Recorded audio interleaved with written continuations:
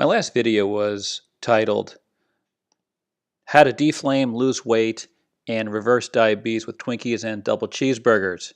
And that seems obviously counterintuitive if you look at the front and back cover of the DeFlame diet book. And obviously, one can gain weight and develop diabetes and other diseases from overeating these calories, but the idea is really the overconsumption. And perhaps even a mild consumption long term. But it seems like one of the biggest modifiers for all this is your total caloric intake. So obviously, I think we should get rid of all these calories and replace them with anti-inflammatory vegetation as the primary calories, and leave for the most part animal product consumption where it is, because that really is not the problem. The problem is these calories down here. Now, where did all this start?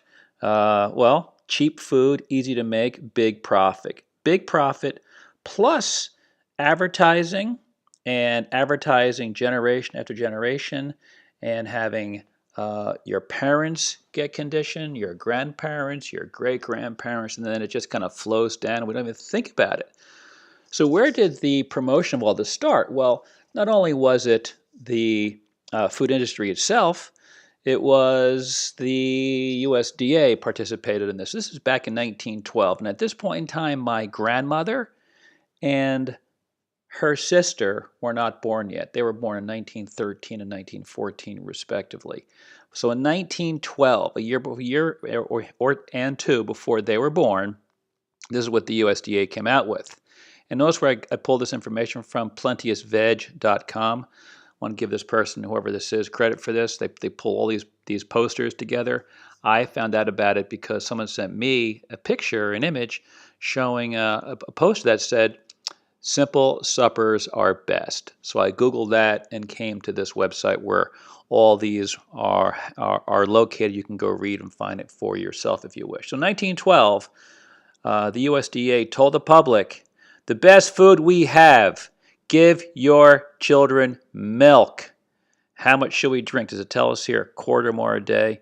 No, it's probably not. So this is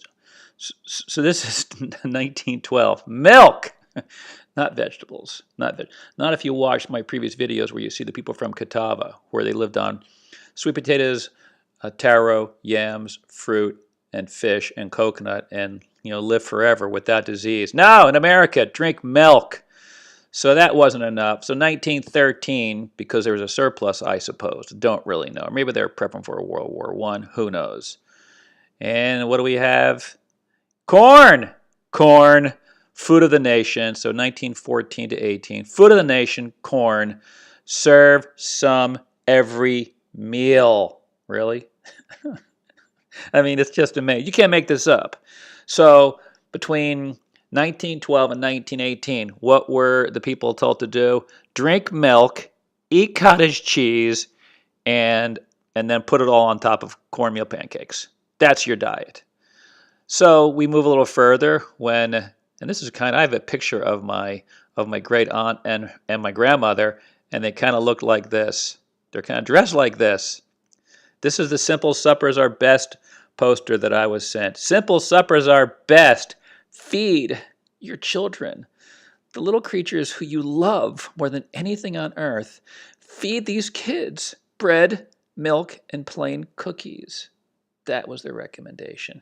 So that's 1919. Soon that will be 100 years ago of putting into people's brains that basically refined grains, whole grains, and milk should be the staple of the average diet. It's shocking.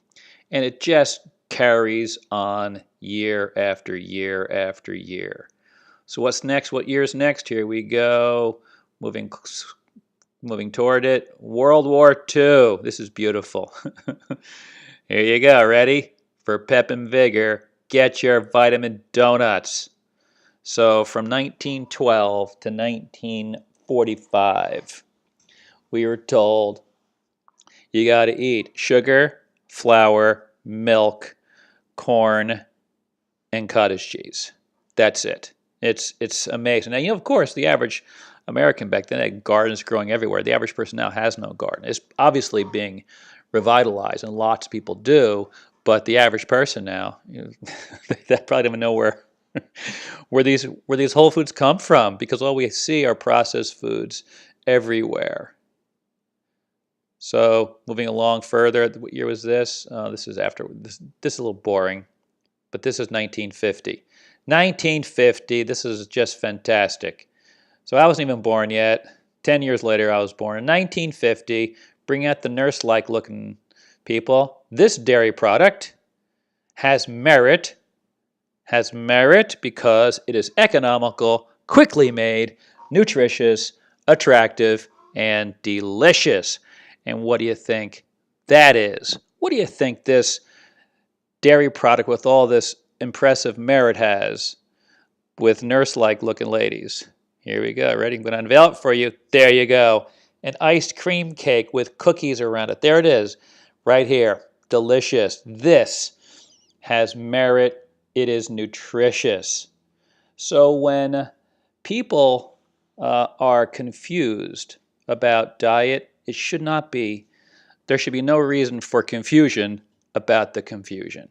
So if you look at from so this is like 40 years, 1910 to 1950. What are we told to eat? Sugar, flour, and eventually refined oils, and milk, cottage cheese, corn. No vegetables, no roots, no fruits, no nuts. So this has been going on generation after generation, and the advertising for these foods continues, and so it's just literally conditioned into our culture.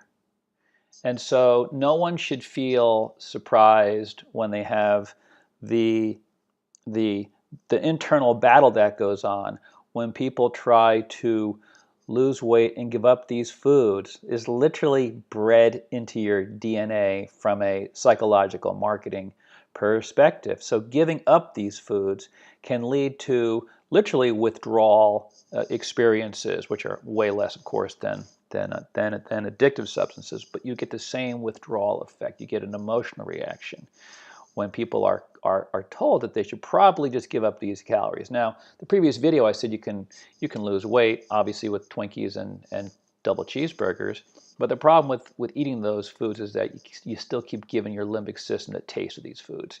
And since we have an addiction reaction to those foods, it makes no sense to feed our brains sugar, flour, refined oil calories. But now you know. Everyone alive today has had their brains conditioned, and their parents' brains were conditioned, grandparents, great-grandparents. So for over 100 years, we've been conditioned to eat this crap.